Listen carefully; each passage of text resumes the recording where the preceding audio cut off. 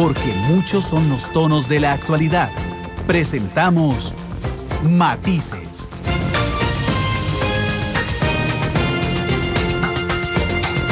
Una producción de Noticias Monumental.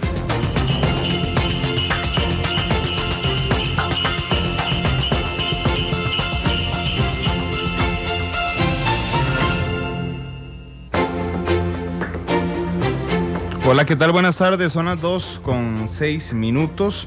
Gracias por estar con nosotros en Matices, este programa de análisis, de debate que tenemos aquí en Radio Monumental, una producción de Noticias Monumental que nos estamos deteniendo para analizar los fenómenos de lo que ocurre en Costa Rica y en el mundo. Ese es el espacio que buscamos generar en Matices. Dice Prestica, la cuenta de radio más seguida en Twitter de Costa Rica, es el noticiero número 1 y de más tradición monumental, con 114.553 seguidores en Twitter. Nos acaba de mandar Prestica hace 59 segundos. ¿Qué tal, don Alexander Rivera y Isel Martínez? Nuestro jefe de información y nuestra productora están con nosotros. Alex. Hola, buenas tardes. Gracias a todos los que nos sintonizan a través de 93.5 en FM y también a los que nos ven esta noche por Canal 2 en la señal de televisión abierta. Hoy vamos a hablar de muchísimos temas, analizar muchísimas causas y bueno, para no adelantar el invitado, Isel. Las causas, los efectos, de las repercusiones, las proyecciones, las significaciones, todo eso vamos a analizar. De todos esos temas que ustedes diariamente, con los que debatimos hoy en Radio Monumental y que sabemos que ustedes disfrutan, y hoy con un analista de lujo que se vamos a presentar. Sí, es nuestro analista político principal. Son las 2 de la tarde con 7 minutos. Hay noticias importantes del día de hoy, Alex. Sí, cómo no. Bueno, hoy hubo una conferencia de prensa en Casa Presidencial para anunciar que el impuesto de salida del país, los $29 que se pagan cada vez que uno sale de Costa Rica, se va a pagar ahora por medio de las aerolíneas. Los van a incluir en los tiquetes, en los boletos, pero solo 8 aerolíneas hasta este momento tienen la capacidad de hacerlo. Las otras 8 no han confirmado, no están preparadas para iniciar todo este proceso. Solo la mitad de las aerolíneas están listas y lo que queda ahora es esperar a ver qué va a seguir con esto. ¿Sabes qué me llamó a mí la atención? No tanto la noticia como la logística de la noticia. Me llamó la atención que estuviera convocado el presidente de la República, don Guillermo Solís, en esta conferencia de prensa para anunciar que 8 aerolíneas van a cobrar el impuesto de salida del país dentro del tiquete. Y me llamó todavía más la atención que a la hora de la conferencia, por un cambio en agenda del presidente, ya el presidente no estuvo. Sí. Andaba en un funeral el presidente Solís. Sí, bueno, sí, yo no dudo del cambio de agenda. Lo que me llama la atención es una noticia importante, pero en realidad no es una noticia de enorme trascendencia como para tener al presidente Solís anunciando que 8 aerolíneas van a cobrar los impuestos de salida en su tiquete, Alex. Sí, de alguna manera el presidente Solís, y así se ha visto en los últimos meses, habla y opina sobre todo, ¿verdad? Y que ahora podemos hablar con nuestro analista de lujo. Qué tan bueno es que el presidente Solís hable y opine sobre todo. No tiene ningún pararrayos como lo tenía la expresidenta Chinchilla con sus ministros de comunicación, don Carlos Roversi, estaba también don Francisco Chacón, sí, Roberto Gallardo, y bueno, el vocero que es designado en Casa Presidencial, que es el ministro de la presidencia, no tiene una buena relación con la prensa y no habla. Pero tiene una enorme eficacia. Si de los resultados hablamos en negociaciones, buena relación con la prensa, con la Asamblea Legislativa, sí. Bueno, habrá que ver. Es una de las preguntas que quedan pendientes hoy para hacer durante este programa. Qué tan bueno, qué tan positivo es para el término de comunicación que sea el presidente siempre el que esté siempre hablando y que incluso a veces dé declaraciones un poco precipitadas. Sí, yo no tengo ninguna duda que el que mejor comunicación tiene de todo el gobierno se llama Luis Guillermo Solís. Sí. Lo que pasa es que, bueno, ni tanto que ¿cómo es? Que queme al santo, ni tampoco que no lo alumbre, ¿no? Se me olvidó el dicho, pero va por ahí. Los extremos son, ya está como Chespirito. Malos. Sí, se me pegó lo de Chespirito. Otra noticia que me parece interesante, la sentencia de la Sala Primera de la Corte. Sí. Súper interesante. Unos señores camaroneros van en una carretera en Punta Arenas. Sufren un desperfecto mecánico y el carro se vuelca. Se riegan todos los camarones, hay una persona herida. La otra persona en el accidente saca su teléfono celular y se da cuenta que no tiene señal del ICE. Tiene que caminar 1.5 horas hasta donde tuviera señal. Llama al 911 y las ambulancias duran 2 horas llegando. Entonces estos señores plantean 2 demandas, una demanda con 2 puntos ante el Tribunal Contencioso Administrativo. daño moral subjetivo por la angustia que se vivieron durante 2 horas, por la preocupación que vivieron durante 2 horas, y los camarones dañados por ese accidente de tránsito, 4,5 millones por eso.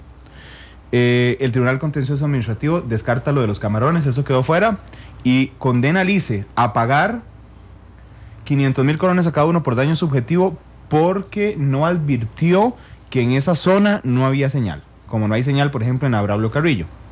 Esta sentencia es del 2010.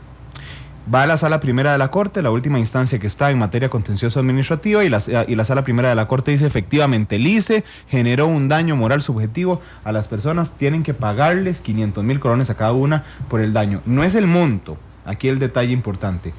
El detalle importante es el antecedente. No podemos decirle jurisprudencia porque no aplica en el caso de la Sala Primera, pero el antecedente que generan en esto. Porque no sé, se me ocurre, usted va por la Braulio Carrillo y en cuántas zonas no tiene señal.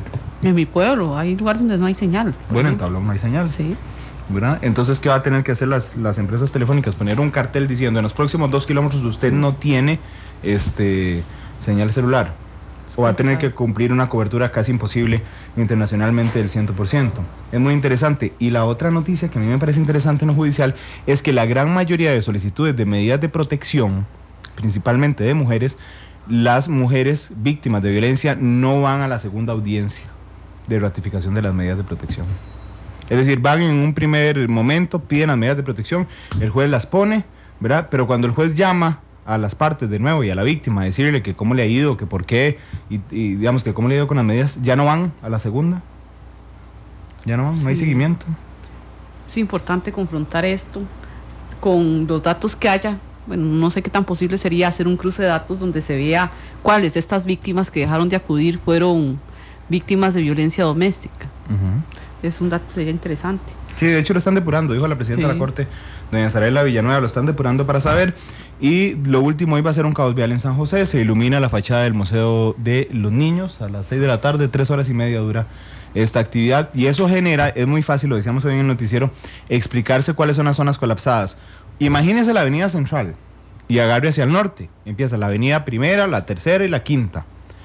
Esas 3 van a estar absolutamente colapsadas porque atraviesan un camino que hizo la fuerza pública, un camino virtual, que es una calle bajando desde la avenida central hasta la puerta del Museo de los Niños. Eso está interrumpido al tránsito. ¿Se imagina usted el colapso hoy? Y mañana, ni qué decirlo, partido de Saprissa a la Liga en el Saprissa, concierto de Marc Anthony y iluminación del árbol del Hospital Nacional de Niños. Sí, va a estar complicado. Y se ha visto un incremento increíble en las presas, incluso a las 9 de la mañana, por lo menos aquí, en la rotonda Juan Pablo II. A las 6 de la mañana hoy estaba colapsada la General Cañas y Curridabat estaba colapsado. Incluso, bueno, en la mañana, en el momento en que veníamos de camino, en el lapso que está de Cartago a San José no se sentía más bien tantos vehículos como días anteriores, sí. Pero tal vez son la gente que viene como de Heredia, de Alajuela, a entrar a San José, ahí sí se ve que está muy colapsado. ¿Les queda alguna noticia nacional en el buche, Alex? Las convocatorias que hace el Poder Ejecutivo y desconvocatorias. Ayer desconvocaron el proyecto de fecundación in vitro por estrategia para que avanzaran otros proyectos. En este caso, creo que era el presupuesto. No, el presupuesto era... No me acuerdo. Sí, para que avanzaran otros proyectos. Sí, desconvocaron FIF y Sociedad de Convivencia. Ruta 32 también habían desconvocado. Ya hoy las vuelven a convocar y dijo la vicepresidenta Elena Chacón que para enero esperan enviar a la Asamblea Legislativa el proyecto de uniones entre parejas del mismo sexo, uno de tantos de los que están en la corriente legislativa, están estudiando cuál. El lunes pasado don Vladimir de la Cruz decía en estos micrófonos que él no sabe, con la pasión que vino el lunes don Vladimir, sí, que él no sabía por qué no convocan 4 proyectos y salen de esos 4 y van los que siguen, y en lugar de convocar 100. Pero bueno, supongo que es una cuestión de estrategia que nuestro analista hoy también nos podrá explicar. ¿Te queda alguna noticia nacional en el buche? No, pendiente era nada más eso. Me pareció muy importante lo de la sentencia a la Sala Primera, sí, con el caso de Liz, en realidad. Sí, y en las noticias internacionales, nada más en Israel, Benjamín Netanyahu, el primer ministro, que hay que recordar, digamos, la trascendencia política de Benjamín Netanyahu. Él fue primer ministro a partir del 96, después de Shimon Peres, Shimon Peres viene a sustituir a Isaac Rabin, que es asesinado. En el 96 llega Benjamín Netanyahu en medio de una ola de ataques suicidas. En el 99 deja de ser primer ministro y vuelve en el 2009. Y entonces, propio de los sistemas parlamentarios, hoy ha disuelto el Parlamento a 2 años de su nuevo periodo y va a adelantar las elecciones en una situación que pone en jaque a la coalición que gobierna en Israel. Dice Zach que porque dije tienen algo en el buche. Bueno, me pareció un costarriqueñismo, pero voy a eliminarlo. Gracias, Zach. Son las 2:16. Vamos con nuestro boceto y vamos a hacer un análisis de los últimos acontecimientos políticos en Costa Rica, en la Asamblea Legislativa, en el Poder Ejecutivo, en los partidos políticos, que algunos están que arden. Vamos a hacer este análisis a partir de este instante. Vamos con nuestro boceto, les contamos de qué vamos a hablar y les presentamos a nuestro invitado esta tarde. Las grandes obras inician con un borrador. Para elaborar el tema de hoy, este es nuestro boceto.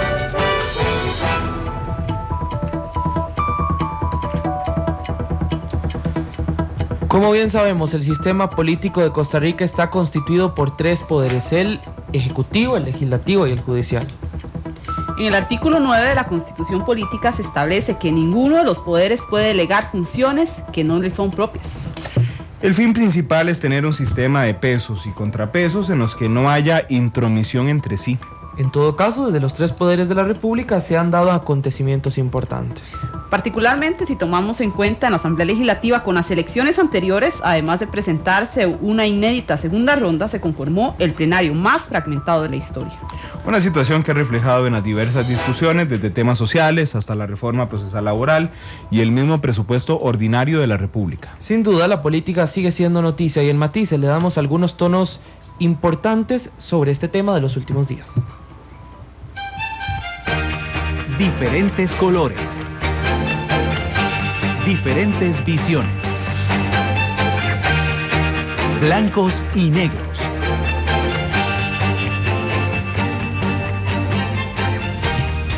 Con 17 minutos en la tarde. Saludamos a nuestro analista, don Constantino Urcullo. Buenas tardes, don Constantino. Buenas. Todo bien, lo he visto muy activo últimamente. Yo me dando siento charlas en la Universidad de La Paz. En eso he estado, pero ¿Estaba en Venezuela? Estuve en Venezuela. Pero dichosamente, hoy me hicieron sentirme muy bien ustedes con eso de analista de lujo. Ahí. Porque me estoy sintiendo como BMW o Mercedes-Benz, ¿no? Solo por estar en los micrófonos de Monumental ya. Eso es carga, ¿va?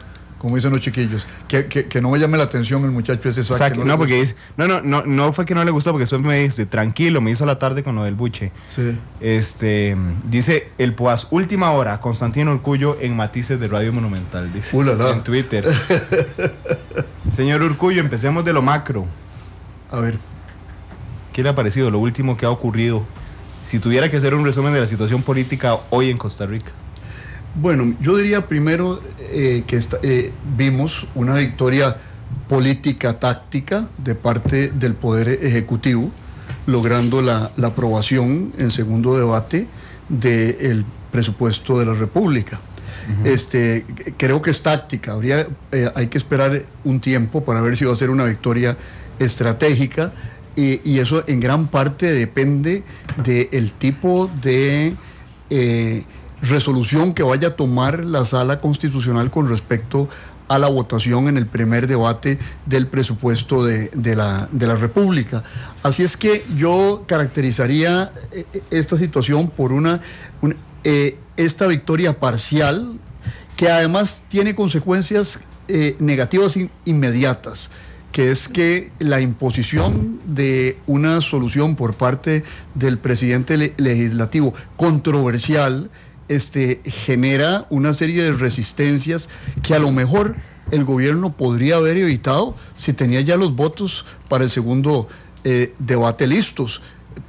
¿Qué necesidad había de enfrentar de esa manera a los partidos de oposición? Pero a lo mejor no los tenían listos. Entonces yo creo que el principal elemento dentro del debate político al día de hoy es esa votación en la Asamblea Legislativa. ¿Y qué significa? Y trae otras consecuencias. Por ejemplo, una división aguda del Partido Unidad Social Cristiana, donde ya hoy en uno de los diarios de la mañana el diputado Humberto Vargas le pide al secretario general del Partido de Unidad Social Cristiana, don Rodolfo Pisa, que renuncie. Es decir, y le dice que no tiene ningún derecho a meterse con la fracción y que pues que don Rodolfo, dice don Humberto Vargas, fue un recién llegado que hasta hacía poco tiempo había sido libertario y que ellos le prestaron un poco la tribuna del partido porque pues no había con quien se hiciera cargo de eso. Y don Rodolfo hoy en otro diario de la mañana hace un artículo de fondo sobre el tema presupuestario, pero parece que hay una división ahí en 3 sectores dentro del Partido de Unidad Social Cristiana, 8 entre 3, ¿verdad? Es lo que algunos ven, sobre todo el querido amigo de la Machaca, don Miguel Ángel Agüero, ya distingue ahí varios sectores. Jorge Guardia el martes distinguía entre los tránsfugas, los bailados y los gobiernistas, ¿verdad? Ese es un elemento importantísimo del panorama político, y luego el pliegue hacia el gobierno de dos diputados de evangélicos, que se sumaron a la coalición gubernamental en lo que respecta a este voto. Entonces, a mí me parece que no hubo nada extraordinario en el voto del Frente Amplio. No hubo tampoco nada extraordinario en el voto de 11 diputados del PAC, solo doña Epsi y don Otón difieren, y entonces lo que tenemos es un panorama político complejo, pero yo diría que el elemento también ahí importante es la eficacia. Es decir, muchos teníamos poca fe en la capacidad de maniobra de don Melvin Jiménez, que bueno, venía a introducirse a la vida política como un hombre capaz de negociar con sectores de la sociedad civil, y también que traía el antecedente de, pero nadie le atribuía colmillo político a don Melvin como para lograr un resultado que realmente desde el punto de vista político inmediato es asombroso. Entonces, aunque Alex diga que no es muy buena la relación de don Melvin con la prensa, pareciera que es el gran estratega detrás de esto, Alex. Pareciera, pero también negocia en la Asamblea Legislativa y bastante el viceministro de la Presidencia, Daniel Soley, y eso lo han destacado varios diputados de oposición, que él es verdaderamente el que sabe cómo negociar en la Asamblea Legislativa. ¿Y don Víctor? Claro, y don Víctor Morales también, don Constantino. Yo tiendo a estar parcialmente de acuerdo, porque Daniel es un tipo hábil, lo mismo don Víctor, que tiene bastante colmillo político, pero realmente nada de eso se podría hacer sin anuencia y conocimiento del ministro de la Presidencia. Entonces resulta que el obispo no resultó tan ingenuo e inocente, sino que tiene astucias de cura, diría yo, ¿verdad? Y las demostró en esta elección. Una bonita metáfora. Astucias de cura, claro, los curas son listos, conocen el pueblo, conocen a su feligresía, sí, y logran movilizarlos hasta para el turno, ¿eh? Bueno, y don Melvin logra movilizar a su gente hasta para el turno se llamaba Presupuesto Nacional. Así es, y el resultado es, ya le digo, en este momento parcialmente favorable al gobierno. Habrá que esperar qué decide la Sala Constitucional. Si anula esa primera votación y ordena a la Asamblea retroceder en el procedimiento al primer debate, hay un problema constitucional. Podría anularlo y en cierto sentido ignorar el plazo del 30 de noviembre. Encontrarán cómo hacerlo si es que llegan a esa determinación, pero lo que sí es importante para el país, Randall, y yo creo que en esto la Sala Constitucional no puede ir a paso de tortuga. Tienen que tomar una determinación rápido, porque las consecuencias político-institucionales para el país pueden ser muy graves. Digamos, retrotraer a primer debate el asunto, el 3 de diciembre estamos, ¿verdad?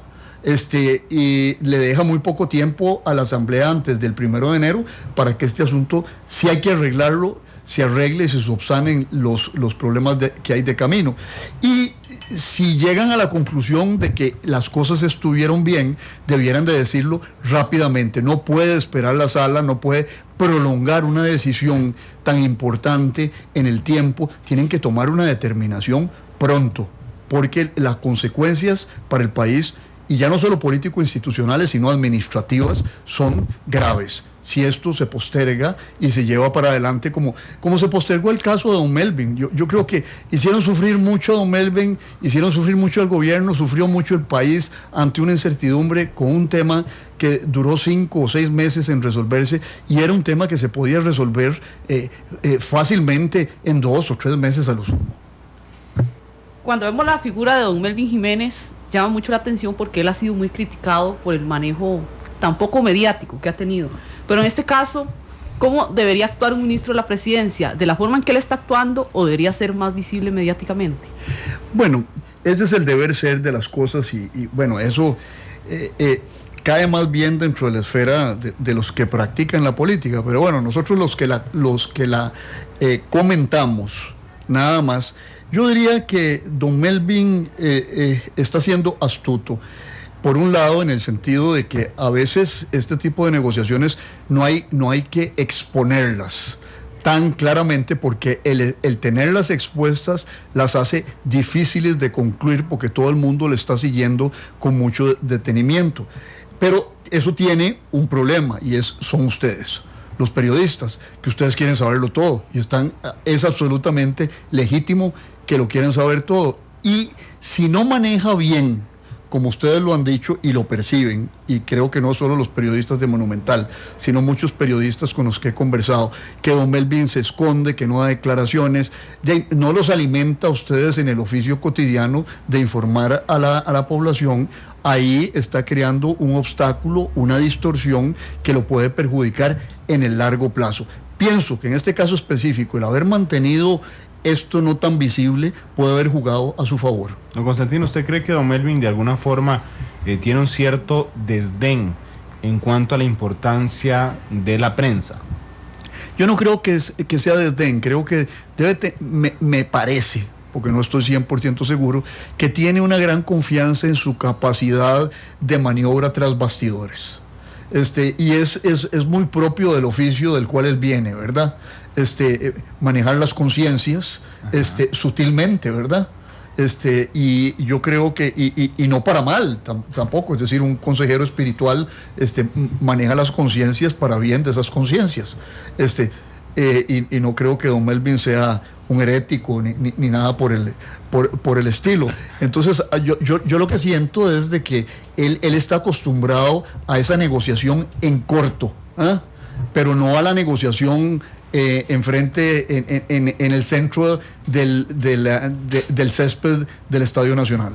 Don Constantino, el presidente Solís, y lo decíamos ahora, ha demostrado que es un comunicador muy hábil, sabe cómo decir las cosas. El presidente Luis Guillermo Solís, hubo una frase que dijo, ¿verdad?, que fue muy criticada, que es mejor, no es lo mismo verla venir que bailar con ella, desafortunada para algunas personas. Pero ¿usted cree que se necesita verdaderamente o que hace falta, le ha faltado a este gobierno, por ejemplo, alguien encargado de las vocerías, un ministro de comunicación como tuvimos en los últimos 2 gobiernos? Pues hay otros gobiernos que no lo han tenido. O sea, que eso no pareciera una condición sine qua non esencial para que un gobierno funcione bien. Yo pienso que lo más... Mire, y yo desde que contemplo la política y la analizo en este país, siempre veo un fenómeno, que es que cuando las cosas empiezan a andar mal en un gobierno, todo el mundo dice, es que es la comunicación, y es muy fácil decir que es la comunicación. Yo creo que más importante para juzgar a un gobierno es ver si ese gobierno tiene estrategia o no tiene estrategia política. Y cualquier estrategia de comunicación deriva de una buena estrategia política. ¿Qué veo yo de errores de estrategia política en estos días del gobierno de la República? Y eso no es un problema de comunicación.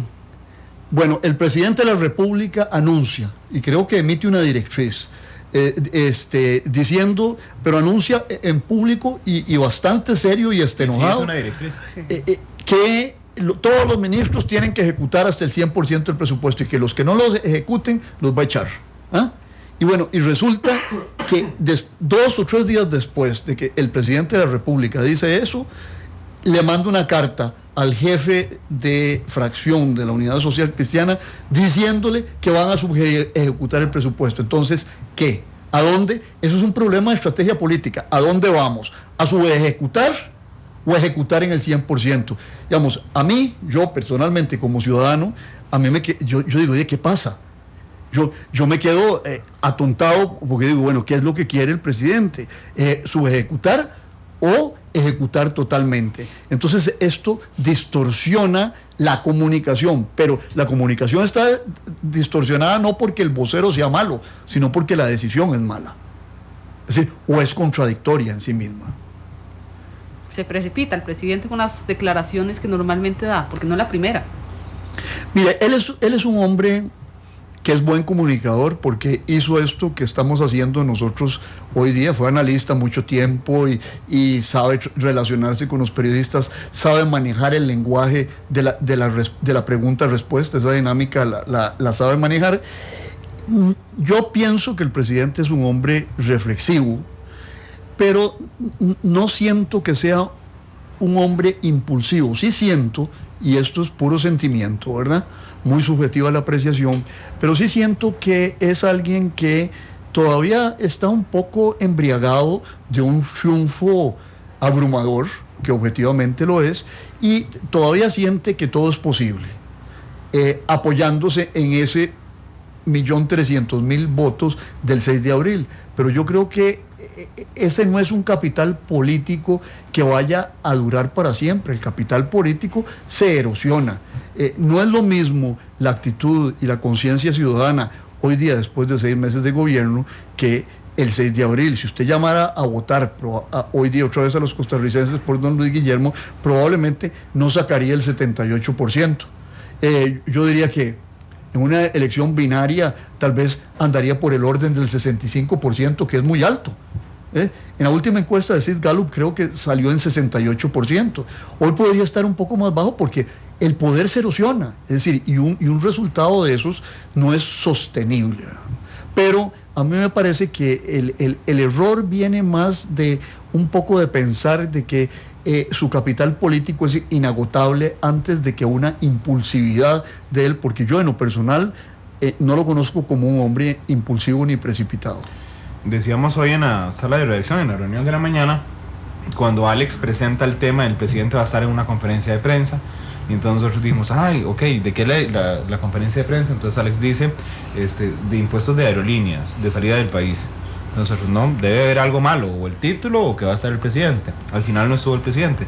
Pero es una observación que hacía Alex al inicio del programa, en el sentido de que pareciera, igual le dice él, que pareciera que el presidente sale a hablar de todo en esta administración. ¿Tiene usted la misma interpretación? Sí, mire, yo lo que tengo la interpretación en este momento es de que el presidente se ha creído el cuento ese que se lo creen todos los presidentes. Yo he estado en un gobierno, he estado en la Asamblea Legislativa, y se creen el cuento de que los errores son errores de comunicación. Y entonces empiezan a hacerle gran caso a los asesores en comunicación, que son asesores en comunicación, pero no asesores en decisión. Y yo estoy viendo dos series de televisión muy interesantes. Una se llama House of Cards. Ajá. Y la otra se llama Escándalo. Y en las dos cumplen un papel muy importante los asesores en comunicación. En la última, Escándalo, sin embargo, hay una mezcla entre el asesor de comunicación y el abogado y el asesor político.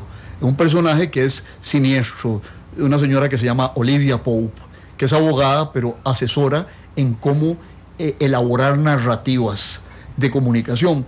Ahora, yo lo que siento es que el presidente ya le está creyendo demasiado a los comunicadores, y con el perdón de ustedes tres, los comunicadores saben informar, pero una cosa es ser comunicador e informar para un medio, y otra cosa es construir un discurso, una narrativa para un político.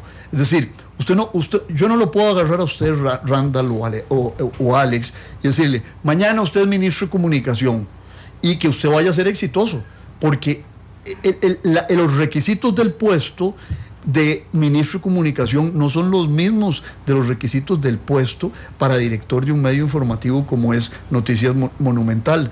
Es decir, el que vaya a ser ministro de comunicación no necesariamente tiene que ser un comunicador graduado, periodista, etcétera, sino que puede ser perfectamente otra persona que tenga ciertos rudimentos en el arte de mandar mensajes hacia afuera, pero lo más importante es la elaboración del contenido, de acuerdo con la circunstancia y el contexto político. Entonces ahí tiene que haber antes del mensaje una elaboración conceptual de lo que es el contenido que se va a emitir. ¿Ah? Ustedes transmiten, pero ¿qué es lo que transmiten? Lo que les dicen otros.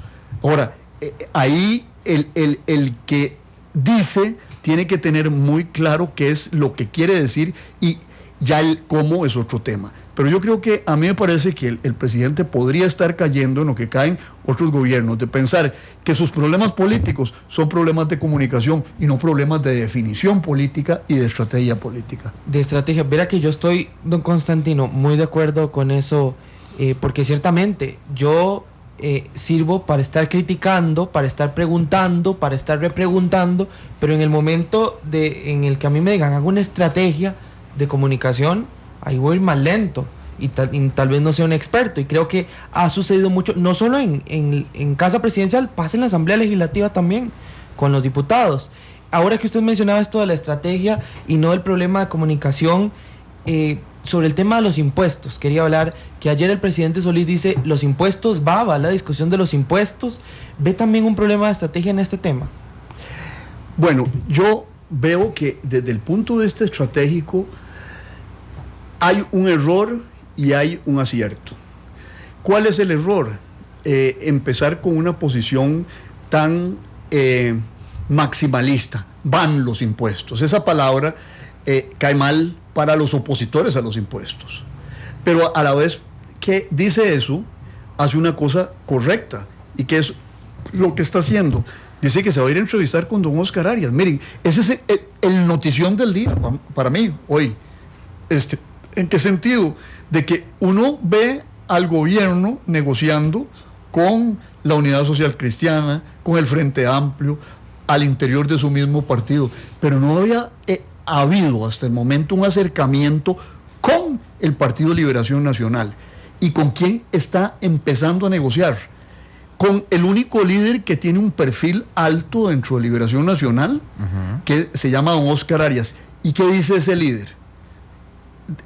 Que hay que negociar fuera del marco del Congreso, que hay que hacer una negociación multidimensional donde estén los políticos y donde estén los sectores sociales también. Entonces, a mí se me olvidó esto cuando usted me preguntó de las noticias del día. Yo creo que ese es un notición, en el sentido de que el presidente se baja del pedestal del 1.300.000 votos, vuelve a ver a sus antagonistas principales y les dice, señores, hablemos sobre el tema de los impuestos. Entonces, yo creo que ahí hay una concesión significativa al principal partido de oposición o al principal líder del partido de oposición. Yo le iba a decir, pero usted dice, vuelve a ver a los antagonistas, en realidad ve a un antagonista. Sí, lo que pasa es que no hay nadie que tenga el perfil que tiene don Oscar. Ahora, inclusive en esa mirada, vea usted que el jefe de fracción, don Juan Luis Jiménez Zúcar, pues reacciona un poquito chimadito ante el hecho de que al que tomen en cuenta sea don Oscar Arias y no a ellos como fracción, y dice, yo respeto mucho a don Oscar, bueno, yo es libre de enfrentársele al monstruo, ¿verdad?, político, pero sí muestra que lo chimó un poquito, que el llamado sea a conversar con Oscar Arias y no con la fracción. ¿Usted cree que se ha subestimado las habilidades de este gobierno por parte de la oposición? Yo no creo, porque mire, yo le voy a decir esto. Yo pienso que la oposición, salvo episodios muy aislados, no ha hecho oposición. El gran opositor ha sido Tom Solís, lo dice el mismo don Melvin en la República de hace unos días, ¿verdad? Que ellos han percibido como oposición a Tom Solís. Liberación Nacional ha hecho ciertos episodios de oposición, pero todavía es un partido que yo lo veo muy golpeado por la crisis. Y bueno, por la crisis generada en un resultado desfavorable en las pasadas elecciones. El único ahí que levanta la bandera combativa y que lanza misiles todos los días es don Rolando González, pero en esa fracción, y doña Carla Prendas, para decirlo claramente, pero en esa fracción yo no veo gente que esté empuñando los fusiles cotidianamente, salvo don Rolando, ayudado por doña Carla. Sí, entonces, digamos, la oposición, ¿cuál fue el verbo que usaste particularmente? Subestimar. Subestimado, pero de alguna forma habíamos proyectado una oposición más fuerte de la que estamos viendo. Yo no lo pensé eso. No.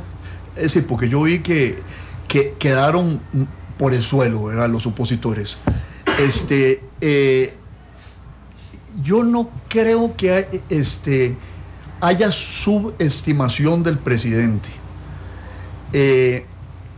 Sí creo que hubo un juicio sobre la inexperiencia del presidente y su equipo, pero no estaban en posición de subestimarlos porque quedaron muy golpeados. Liberación Nacional, la Unidad Social Cristiana elevó su número de diputados, pero realmente el señor Pisa no hizo gran avance en el resultado, porque pasó de 4% Luis Fishman a 6% el señor Pisa, ¿verdad?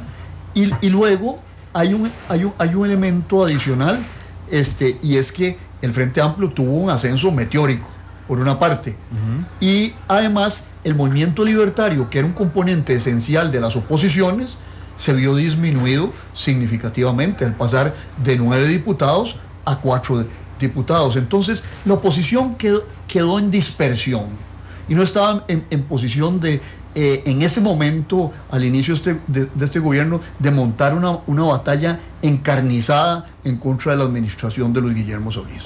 Ahora que usted mete a discusión el tema de Otón Solís, ¿cuál es la lectura que hace usted de la figura de Otón Solís? Bueno, de la figura en general, yo le voy a decir una cosa, y se lo he dicho a él y lo dije mientras fui diputado. Otón tiene un problema para mí políticamente, y es que hace una lectura moralista de la política. Para él es ética. Ahí, qué es ética y qué es moralina es una discusión. Pero yo tengo que reconocerle una cosa a Otón Solís. Miren, este país en el 2002 venía en una crítica feroz en contra de la clase política. Todo el mundo decía los políticos no sirven para nada, pero nadie se la jugaba. Y Otón tuvo el valor de salirse de Liberación Nacional, formar un partido, lanzarse, sacar el 25% en el 2002 y luego volver a lanzarse y estar a un pedacito de lograr la presidencia de la República. Yo admiro a Otón por esa valentía política y por esa tesón político, por esa voluntad política de estar jugando y no rendirse. A mí me parece que eso es una parte admirable del planteamiento de Otón Solís, aunque yo difiera de la lectura que él hace de la política en términos de moralina, pero ese es otro tema. Pero los resultados efectivos de su lucha política están ahí. Un hombre que no era nada individualmente, pasa a tener 25, 40 y pico %. Después cae, pero sigue siendo el hombre que inaugura una nueva era en la política costarricense. Hay quienes dicen que es el mejor diputado. Y es un buen diputado, es decir, estudioso, activo, denuncista, con buena relación con los medios. Yo creo que es un político de casta. Y ahora que su hermano Alex Solís aspira a la Secretaría General del Partido Liberación Nacional, ¿usted cree que don Alex intenta hacerle contrapeso? Pregúnteselo a don Alex. Ya se le preguntamos y digo que no. Le preguntamos en esos mismos micrófonos. Sí, porque eso es lo que se llama hacer un proceso de intenciones. Solo Dios puede ver adentro de la cabecita de don Alex Solís. Y yo no tengo. Ojalá pudiera ver yo al interior de muchas cabezas, ¿verdad? Sería un mejor analista. ¿Cómo podríamos ver el manejo de algunos otros diputados, por ejemplo, dentro de la fracción del PAC, como ha sido la figura de don Víctor Morales? Bueno, don Víctor Morales es el vocero del rey en una monarquía, ¿verdad? Es un hombre con un poder importante Yo lo conocí hace algunos años y lo conozco como un operador político. En el proceso de concertación fue un operador político importante en el año 2000, conoce los sectores sociales, es un político inteligente.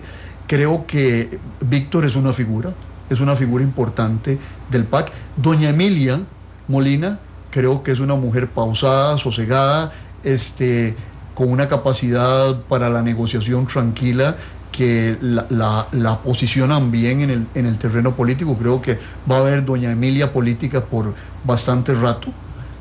Y además ha tenido que manejar una fracción difícil, ¿verdad? Dividida entre el otonismo y el luisguillermismo. Y bueno, creo que tuvo un éxito importante también en la votación. Arrimó 11 votos, ¿verdad? Doña Emilia, y probablemente con ayuda de Casa Presidencial, pero además leal al presidente, por otra parte. Don Henry Mora. Don Henry Mora me parece que es un intelectual valioso, pero creo y me parece que no tiene la cautela y la prudencia para aguantar bajo el fuego. Ese asunto del primer debate lo resolvió muy rápidamente, muy mano militari, y yo creo que podría haberlo resuelto de otra manera sin haber generado tantas olas en ese sentido. Lo vi el día del debate parlamentario, del segundo debate del presupuesto, y ante un diputado aguerrido como es Gerardo Vargas, que lo increpaba, y la Cámara lo tomaba y se le veía que estaba realmente molesto. Si un presidente de la Asamblea Legislativa tiene que aguantar que le tiren dardos y sonreír. Y el mejor ejemplo de esto, que para mí ha sido el mejor presidente de asambleas legislativas, es don Francisco Antonio Pacheco. Sí. No se inmutaba. Otro buenísimo presidente de la Asamblea Legislativa fue don Rolando Laclé. Sí. Es decir, con la sonrisa en la boca, aunque tuvieran el hígado hinchado. El hígado hinchado, ¿verdad? Y don Henry ese día mostró que realmente no soportaba que lo cuestionaran, ¿verdad? Pero lo maneja bien. En los resultados, tal vez no digamos en la logística, pero vamos a ver si el resultado en la sala constitucional le va bien, ¿verdad? Sí. Ese juicio está pendiente. Primer round. Sí, es un primer round. El segundo round es en la sala constitucional. ¿A usted no le parece valioso, don Constantino? Valiosa, más bien, Marcela Guerrero, que es la vicepresidenta y que a veces también cumple el rol de presidenta cuando no está don Henry. Lo he observado poco, para ser sincero. Poco. Porque, vamos a ver, don Henry no tiene, intentando entender, Alex, el trasfondo de tu pregunta, Henry Mora no tiene experiencia legislativa, no, claramente, pero doña Marcela sí. Sí, claro, doña Marcela como diputada, pero ha estado ahí años. Asesora legislativa. No, ahí se aprende mucho estando como asesor. Yo fui asesor legislativo. Cuando llegué a diputado tenía ese bagaje atrás. Creo que eso le sirve a doña Marcela. Lo que pasa es que no digo que no lo he observado porque de manera negativa, sino que realmente no la he seguido. Es decir, tendría que seguirla más para emitir un juicio sobre ella, y creo que las observaciones que he hecho sobre su actuación son muy limitadas como para arriesgarme un juicio sobre su labor. Claro. En el PAC también hay figuras que han sido muy importantes en el pasado para el mismo partido, pero que ahora se ven un poco distantes, como el caso de doña Epsi. ¿Qué podríamos analizar de la figura y del manejo que ha tenido ella en este momento? Bueno, yo veo una doña Epsi menos aguerrida que lo que fue en el pasado. Creo que doña Epsi me parece que la tocó de manera significativa el resultado electoral interno en la primaria del PAC. Ella era la favorita. Ella era la favorita, aparecía en todas las encuestas como ganando, bueno, y no gana. Y entonces creo que ahí se desarrolla una reacción interna dentro del PAC entre la corriente fundadora y los, entre comillas, recién llegados dentro de lo que está el presidente. Acuérdense que tuvieron que modificar el estatuto para que Luis Guillermo pudiera ser candidato, porque lo tuvieron que bajar de 8 a 6 años de militancia. Para ajustárselo. Entonces, para que hubiera y yo creo que doña Epsi nunca se imaginó de que ese resultado y que un recién llegado le fuera a ganar la elección. Entonces yo creo que eso la la ha minado un poco en su combatividad política. Creo que gran parte de su actitud frente al tema presupuestario deriva de su profesión, que ella es una economista. Y entonces ella puede entender los problemas económicos con mayor, diría yo, precisión que a otros de sus copartidarios. En ese sentido, pero además creo que hay otro factor, y es que la figura de Otón en esa posición realmente la opaca. Gerardo Vargas, el jefe de fracción del Frente Amplio. Lúcido, inteligente, con buen sentido de la táctica política. Creo que es un hombre que ha dado muchas luchas en el terreno social y ha, desde la perspectiva del huelguista, negociado con los sectores dirigentes de Costa Rica y los conoce. Si usted habla con gente de la Unión de Cámaras, le dicen que lo conocen. Y interesante, algunos de los dirigentes empresariales dicen que lo respetan, a pesar de ser un huelguista. Es decir, porque es un tipo inteligente, es decir, tiene formación de cura, y eso es una formación reflexiva. Tiene la misma astucia de cura que tiene don Melvin. Sí, solo que uno luterano y el otro católico. Bueno, pero igual trabajan con conciencia. Y él sí ha sido cura. ¿Quién? Y él sí ha sido cura. Él sí ha sido cura. Y el cura. Además, entonces yo creo que hoy trae unas metáforas usted increíbles. Cura, ¿No se sentó recientemente con don Rodolfo Pisa ni nada por el estilo? No, figúrese que no. Hoy estaba almorzando con un gran maestro que es don Vladimir de la Cruz. Ajá. Analista también de Matices. Analista de Noticias Monumental y amigo mío desde hace 40 años, tiramos piedra juntos en Alcoa, ¿verdad? Sí, don Vladimir tiró piedras el lunes aquí. Duras, como un tanque Sherman, ¿verdad? Como un tanque Sherman, le dijeron. Así lo decían en redes sociales. Antes de ir a la pausa, no sé si alguno tiene alguna duda más sobre este tema de la asamblea, pero a mí me queda preguntarle por don Otto Guevara. Sí. Mire, don Otto es un hombre inteligente, listo, estudia sus temas, demasiado preocupado por la imagen y demasiado consciente de lo que está proyectando, y entonces a veces eso milita en contra de su destreza política y de su capacidad de maniobra, porque pone la imagen antes que la estrategia política en su consideración. Tiene problemas internos el partido, de tipo financiero, no tiene quien lo acompañe en la Asamblea Legislativa. Es decir, son diputados muy nuevitos, muy nuevitos, sin poca experiencia política. Vea que la señora esta que es diputada por Limón, en un momento determinado se embarcó del lado de Sintrajap, dentro de todas las líneas contrarias a la tradición político-ideológica del movimiento libertario, se va con los sindicatos y la tuvieron que jalar al orden. El problema de don Otto es que no tiene una élite política, operadores políticos de la talla de él o de por ejemplo, en el pasado, de un Federico Malabasi o de un Mario Quirós. Entonces, el problema fundamental de Otto ni siquiera es el problema de imagen. Para mí, el problema de don Otto Guevara es que está solo.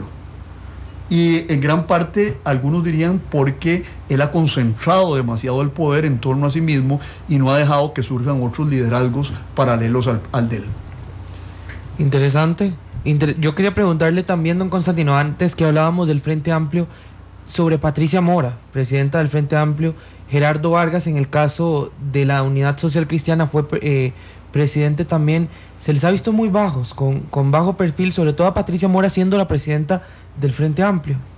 Sí, porque yo pienso que Patricia tiene un problema, y es que, bueno, Patricia viene de la corriente. El Frente Amplio se define como un partido de izquierda, pero no comunista. Hay que ver cuáles son las diferencias entre comunismo e izquierda. Pero Villalta sí es comunista. Pero Villalta decía que él no era comunista. No, después, cuando fue candidato dijo que no, porque aquí nos pasó, yo no sé si usted lo recordará, pero aquí yo le hice 2 entrevistas a José María Villalta, una como diputado y otra como candidato presidencial. Cuando vino como diputado, dijo, yo soy comunista, pero no de los comunistas que comen chiquitos. Que comen chiquitos. Después, de hecho, esa fue la frase que usó. Después, cuando era candidato, ya no era comunista. Bueno, él sabrá qué es. Ese sí, no, las intenciones igual de él. Sí, cuando suba al cielo y el Señor le pregunte, ya sabremos qué es el asunto. Pero lo que quiero decir es esto. Patricia viene de la corriente comunista y no hay nada malo en ello, ¿verdad? Es decir, Manuel Mora Valverde, su tío, es benemérito de la patria. Sí, sí. Es benemérito de la patria porque fue uno de los protagonistas de la reforma social. Pero bueno, venir de esa corriente significa entrar en conflicto con una serie de corrientes ideológicas y empresariales y políticas importantes. Entonces, el Frente Amplio, casualmente, le dieron el nombre de Frente Amplio para decir, como dijo Villalta aquí en esa ocasión, que ahí cabían los comunistas, los socialcristianos, los socialdemócratas, toda la gente que tuviera intenciones progresistas, ¿verdad? Que es lo que ellos dicen. Patricia tiene que cuidarse mucho porque no, digamos, da la carga emocional e ideológica que lleva su familia, que son los fundadores del Partido Comunista, no puede transmitirle eso al partido. Entonces tiene que ser moderada en ese sentido. Y yo creo que eso la ha obligado a ser prudente, a no tomar definiciones ideológicas abiertamente y a cazar agachadita, ¿verdad?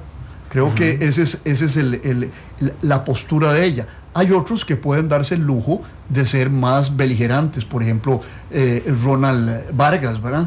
El diputado por el diputado independentista. Sí, independentista, que quiere hacer a Nicaragua, a Guanacaste independiente para que se la coma Nicaragua, ¿verdad? No, eso no lo dice él, sino lo digo yo. Pero el tema yo creo que es que Patricia además tiene una escuela política importante. Mire, el Partido Comunista fue fundado en 1928. Son 70 y pico años de experiencia política transmitida a lo largo de la familia Mora Valverde. Sí. Entonces, yo creo que Patricia tiene escuela política y además tuvo otra escuela que fue la de José Merino, su esposo. Entonces, creo que Patricia juega bien el juego en este momento. El señor Vargas, Gerardo, también lo está jugando bien. Hay una diputada que es más agresiva y más confrontativa, que es de la señora Ligia Fallas, ¿verdad? Uno la lee en Facebook y se da cuenta. Pone videos. Y pone unos videos tremendos, sí, de criticando. Sí, a los medios de comunicación también. Me acuerdo que estaba yo en una marcha uno de estos días y decían, ¿cómo es posible? Estamos en la marcha de la mujer y todos los medios están detrás del presidente cuando deberían estar detrás de las mujeres. Y ella salía en el video. Ha sido, sobre todo en redes sociales, en el Foro de la Vergüenza, que tienen un grupo, sí, pasa publicando también, no más chorizo, no más corrupción, no más impunidad. Es beligerante, ¿verdad? Sí, claro. Es muy beligerante. Entonces, yo creo que ahí hay también diferencias. Es decir, uno no puede juzgar a los partidos como entes homogéneos, sino que están atravesados por corrientes y diferencias individuales también, ¿verdad? Isel, ¿vos tenés alguna consulta sobre la asamblea? Porque hay una también en Twitter. No, me llama la atención eso que usted dice, que se juzgan a los partidos como algo homogéneo. ¿Cuánto pesa que la gente continúe creyendo eso y que incluso los mismos políticos continúen creyendo eso? Bueno, yo creo que los políticos en términos generales no lo creen, lo dicen, porque no pueden proyectar una imagen de división, ¿verdad? Creo que hay que hacer conciencia política de que los partidos, bueno, pueden tolerar cierto grado de diferencias. Ahora, ¿qué tanta diferencia puede tolerar un partido? Digamos, ustedes no pueden meter a don Otto Guevara al Frente Amplio, porque va a estar en desacuerdo con todo, y los del Frente Amplio van a estar en desacuerdo con todo, con don Otto Guevara. Pero yo pienso que, por ejemplo, entre visiones socialcristianas y socialdemócratas de la realidad hay mayor compatibilidad, porque no hay, digamos, no es la crítica contra el sistema capitalista que usualmente llevan a fondo los partidos de izquierda. Le pregunta, vamos a ver, porque quiero darle el crédito a quien pregunta específicamente. Ahí Contreras preguntaba por Mario Redondo. Contreras, gracias. Sí, por Mario Redondo. Bueno, don Mario, mire, es un político avesado. Fue presidente de la Asamblea Legislativa, después fue asesor de don Rodrigo Arias en Casa Presidencial, si no me equivoco, Mario tiene una trayectoria importante como asesor legislativo en el Partido Unidad Social Cristiana y además demostró una cosa, que tiene base social en la provincia de Cartago. Es el único diputado de un partido provincial. Vea, es decir, logró movilizar a sus tropas y salir electo diputado. Eso le da una gran fortaleza y además tiene una gran capacidad de maniobra, Mario, que ha aprendido en las posiciones en las cuales le ha tocado desempeñarse. Yo no lo conocía, digamos, con sus poses, no poses, sino sus posiciones principistas en materia religiosa, ¿verdad? FIB y este tipo de cosas. Más bien lo conocía como un político capaz de maniobra y de flexibilidad, pero en estos temas ha demostrado que ahí no maniobra ni es flexible, pero ya en los temas propiamente políticos creo que es para el gobierno que es un adversario importante, porque es un tipo que sabe combatir bien. Vamos a una pausa comercial. Hemos hablado prácticamente de muchas cosas y todavía nos quedan temas. Siempre genera roncha lo que dice don Constantino. Tenemos una enorme participación en redes sociales, incluyendo a nuestro analista en comunicación política y alumno suyo, don Gustavo Araya, un buen amigo de este programa, que nos está escuchando y está retuiteando, que tiene que poner Twitter. ¿Ya don Vladimir puso Twitter? No, yo no. Hasta don Vladimir puso Twitter. Y don Constantino no, solo Facebook. Constantino, Twitter. Solo Facebook. Demasiado concesiones a la modernidad. Bueno, pero ojo las frases que ha usado don Constantino. Patricia Mora tiene una escuela política importante, tiene escuela, pero no puede, tiene que cuidarse mucho porque no puede transmitir su carga comunista al partido. Esa es la tos. Pero además dijo, vamos a ver, para agarrar unas frases de las que han generado más impacto: Henry Mora es un intelectual importante, pero no podría aguantar mucho tiempo bajo el fuego. Dice que hay Emilia Molina para rato. Dice que don Víctor Morales es una figura importante dentro del PAC, que Otón Solís tiene una lectura de la política que la hace moralista. Que don Otto Guevara no tiene operadores políticos a su lado. Sí, que el presidente le hace mucho caso a sus asesores de que tiene un problema de comunicación y que don Melvin Jiménez tiene astucia de cura. Son las 3:01. Vamos a la pausa, regresamos.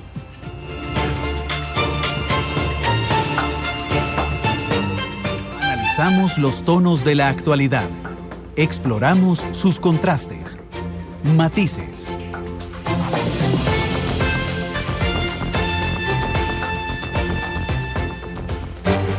Todos los colores y puntos de vista se mezclan. Llegamos a las conclusiones en nuestro Arte Final.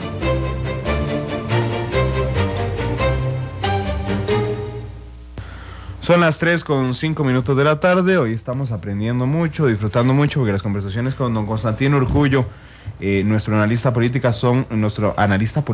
son muy interesantes. Don Melvin se reunió con don José María Villalta el domingo. Volvió a reunirse ayer y no está fácil el tema del veto a la ley procesal laboral. Y si la sala quisiera complicarle un poco más el panorama a don Guillermo, podría resolver esta semana la acción que hay pendiente del otro veto. ¿Cómo ve el tema del veto? Que no el veto en particular, sino los movimientos políticos que hay que hacerse alrededor del veto. Bueno, necesitan 2/3 de los votos de la Asamblea.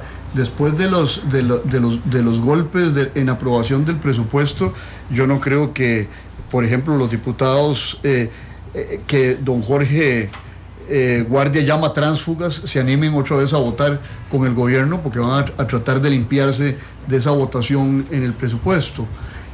Liberación se va a oponer a eso y yo veo difícil que el gobierno consiga los 38 votos. La sala tiene una presión sobre ella en el sentido de que, bueno, emitieron una sentencia favorable al ministro de la presidencia. Pareciera que no pueden repetir votaciones favorables a favor del gobierno muy a menudo.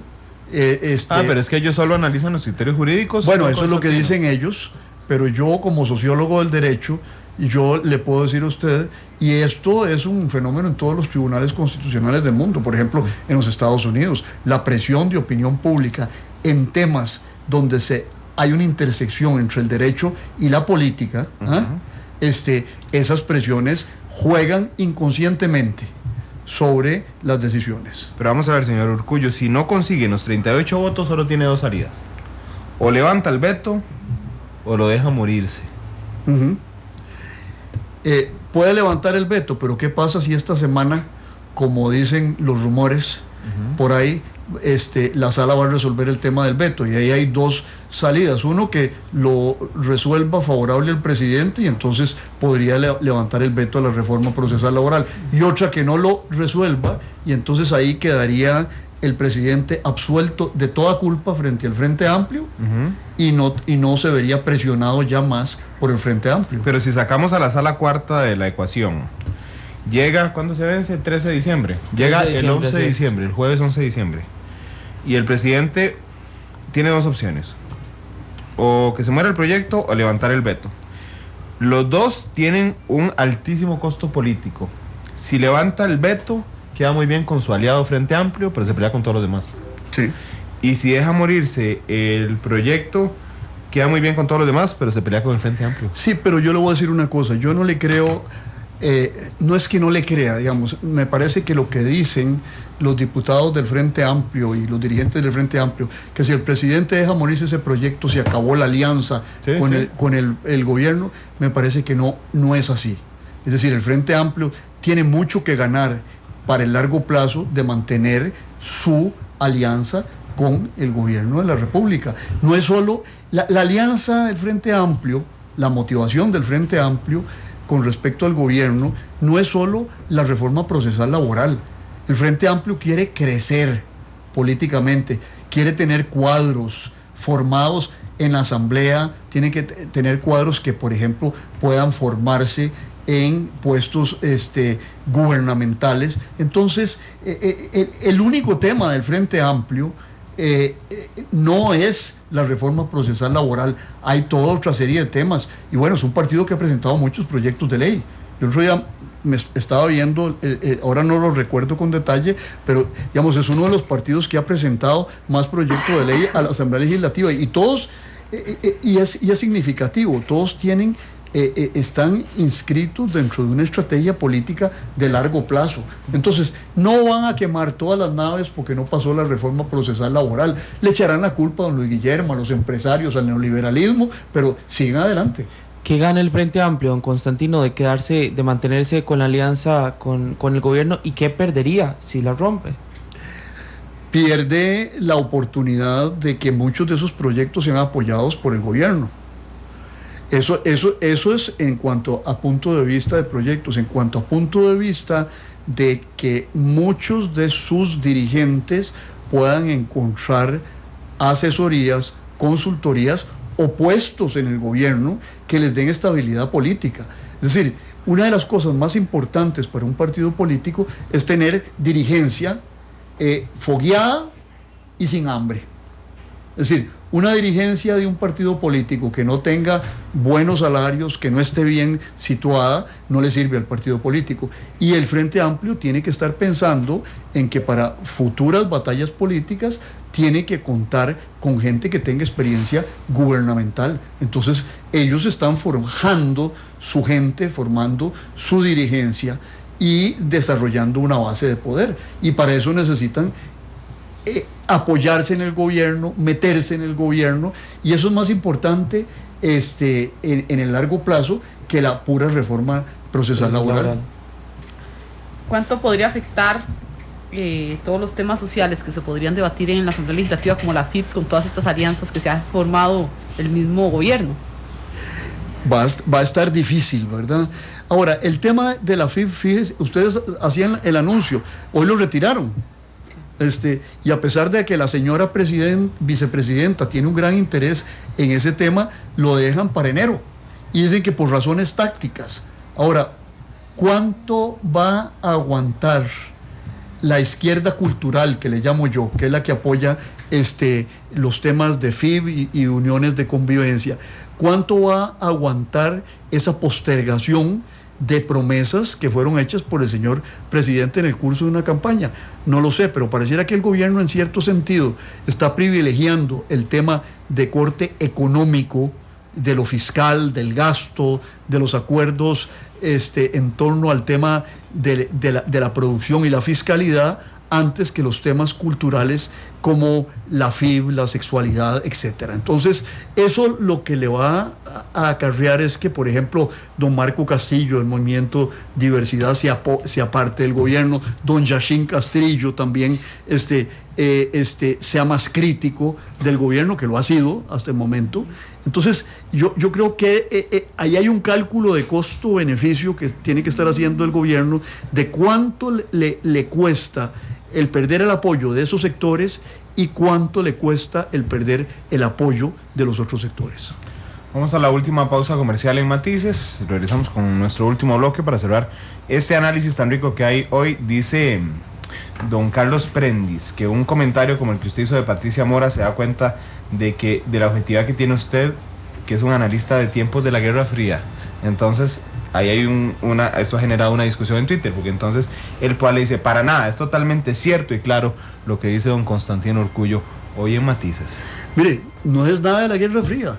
Es decir, y lo dije claramente, el tío de doña Patricia es el fundador del Partido Comunista, su papá también, su marido militó en Vanguardia Popular o en los nombres que asumió el Partido Comunista. Y dije que Manuel Mora se merecía ser benemérito de la patria, pero la historia no se borra. Es decir, y ella misma lo ha admitido en algunas oportunidades, que viene de ahí. Es decir, y yo no veo el ser comunista como malo moralmente. Sí pienso, desde mi perspectiva, que el marxismo es una perspectiva equivocada sobre la realidad, pero eso es otro tema. Es decir, los comunistas tienen un espacio en la política costarricense, se lo han ganado con su apoyo a la reforma social y con su beligerancia a favor de los sectores laborales a lo largo de 70 años de vida política. Pero la señora viene del Partido Comunista, eso es un hecho histórico real. Nos dice también en Twitter Adolfo que qué ganas de haber estado en la mesa a la par donde en este momento estamos... Sí. Donde estaba almorzando don Constantino con don Vladimir. Con don Vladimir hoy. Dice, qué ganas de haber estado en la mesa a la par conversando con ustedes dos. Luis Álvarez dice que se le note la mirada al presidente cuando habla que él cree que el 6 de abril votaron por él y no contra el PLN. Son parte de las opiniones. Braulio en clases de lectura política en Matices. Muchas gracias a todos los que nos escuchen.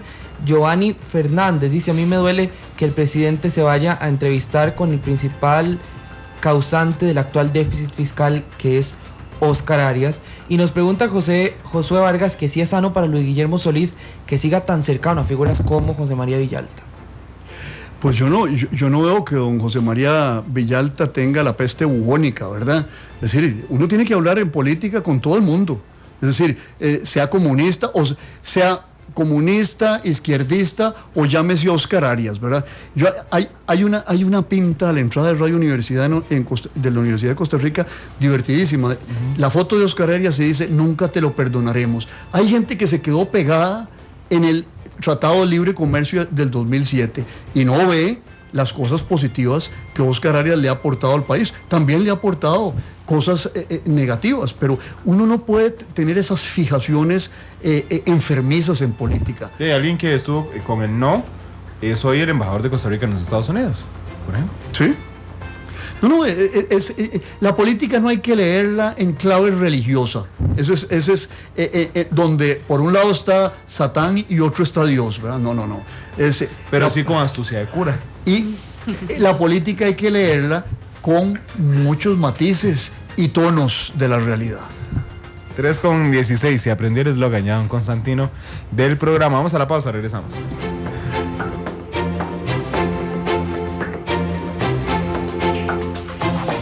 Analizamos los tonos de la actualidad. Exploramos Matices. Los tonos de la actualidad.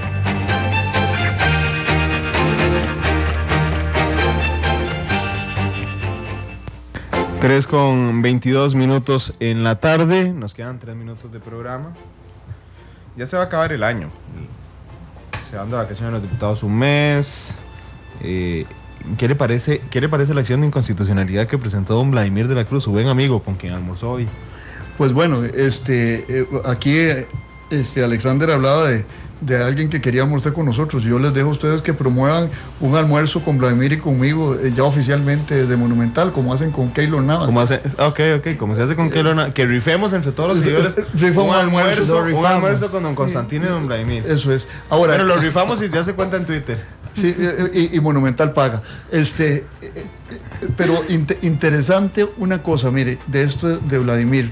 Yo creo que aquí hay una protesta de los recesos parlamentarios. Y cuando yo fui diputado, don Gerardo Trejos, que Dios goce, hizo un estudio y demostró que el Parlamento costarricense era de los parlamentos que más sesionaban en el mundo. Entonces, que tenía más días de sesión. Y yo creo que ahí el escándalo no se justifica, pero Vladimir tiene un punto jurídico importante, y es de que ese receso le corta el tiempo de extraordinarias al Poder Ejecutivo. Y entonces el Poder Ejecutivo debería haberse manifestado hace mucho tiempo en contra de eso. Vamos a ver qué trámite le da la Sala Cuarta a eso, pero el punto de vista de Vladimir, desde la perspectiva constitucional, es muy interesante. Interesante la interpretación que finalmente haga la Sala Constitucional. Creo yo que ya algo había estudiado los magistrados. Sí, pero había estudiado si podían ellos legislar en beneficio propio, que era lo que acusaban, que ellos se fijen su propio receso, porque no se llaman vacaciones.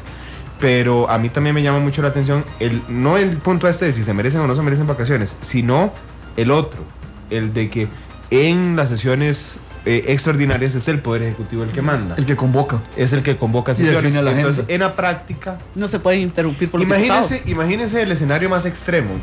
Yo a veces uso los ejemplos más extremos para demostrar los riesgos que hay. Imagínese el escenario más extremo. Una asamblea legislativa dominada absolutamente por la oposición. Y de un momento a otro decretan un receso de 6 meses durante las sesiones extraordinarias. Se acabó la iniciativa del Poder Ejecutivo. Es una violación constitucional significativa. Y yo no voy a argumentar con ustedes eso, porque ya usted es especialista aquí en Derecho Constitucional. Creo que un magistrado se lo dijo el otro día, ¿eh? Sí, pero de corazón nada más, porque no he estudiado nunca Derecho. No, pero ya... Me falta. Pero lo está estudiando en la práctica.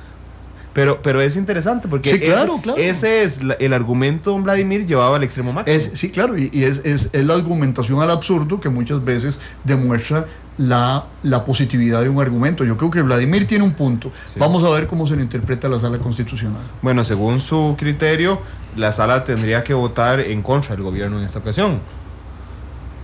No sé, depende cómo vote en otras ocasiones. Pero digamos, el criterio mío, mire, no es de que la Sala...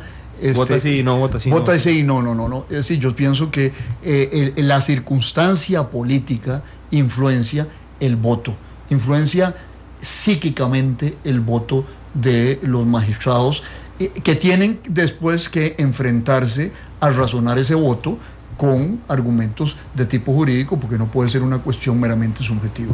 Sí, bueno. Don Constantino, muchas gracias. Ya hay 100 personas apuntadas para el almuerzo. Esos son como los 179,000 escuchas de algunos. No, dice empelando el ojo. Dice Adolfo, apúnteme 100 números para el almuerzo. Bueno, ahí sacamos el costo del almuerzo, ¿no? Sí, puede ser. Vendiendo los numeritos. Está bien, gracias. Ha disfrutado el programa de hoy, ¿verdad? Nosotros lo hemos disfrutado tremendamente. Hemos aprendido mucho, pero además ha generado una cantidad increíble de tweets hasta ahora y de reacción en redes sociales, don Constantino.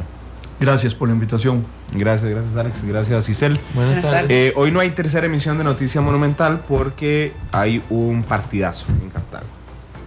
Club Sport Cartaginés se enfrenta al Club Sport Herediano. De este lado, de este lado también. Hay 4 Cartagos hoy aquí en Que le vaya bien a usted. Sí, pero es que usted es apricista, ¿verdad? Sí, pero hoy voy con Cartago. Hoy va con Cartago. Sí, porque yo vivo en San Juan de Tres Ríos. No puedo ser traidor a mi tierra.